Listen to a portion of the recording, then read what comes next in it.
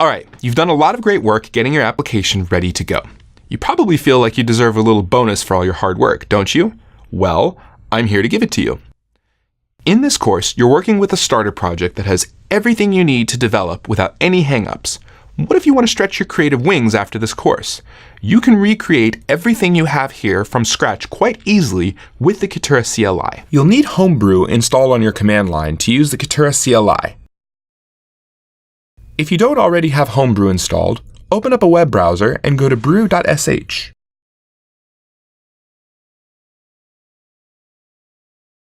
Copy the command on this web page and paste it into your terminal.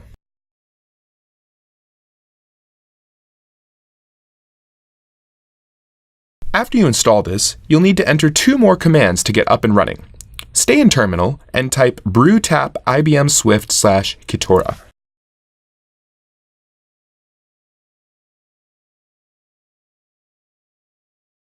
After that, you can install the Kitura command line with another command. After that, you are ready to go. Yep, it's that simple. Type in the help command to see what you can do with the CLI. If you want to create a basic, bare-bones Kitura project with this tool, you can type Kitura init into your command line and watch what happens. I'll go here into a different folder on my terminal and try it, so you can see what happens. If you've ever worked with Node.js before, you might recognize what's happening right away. The CLI uses npm, or the Node Package Manager, to download a code generator made with Yeoman. This will then create a basic server using that tool.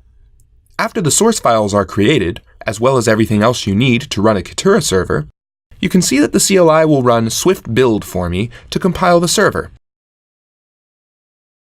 If you want to try a more interactive approach to building your Kitura server, you can also try that command.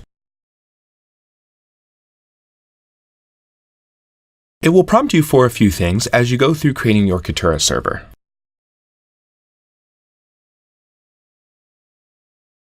Press space to select different things that you might want stored for you, to select them or to unselect them.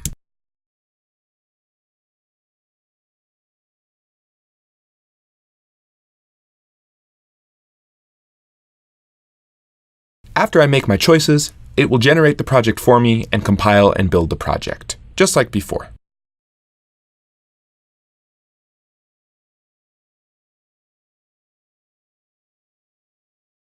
After this, I can run the server from the command line myself.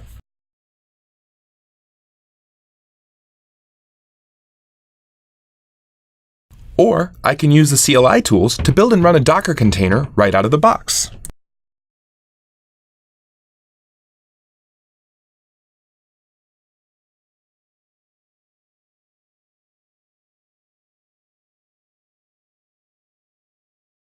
Lastly, you can use the CLI to spit out what you'll need to use Kitura Kit. Kitura Kit is a CocoaPod that you'll work with in part 3 of this course to make communicating with a Kitura server from iOS way easier. Think Alamo Fire, but for Kitura. I hope this has shown you enough to play with for the rest of the course. Let's wrap up this section in the next video and talk about what you'll be doing next.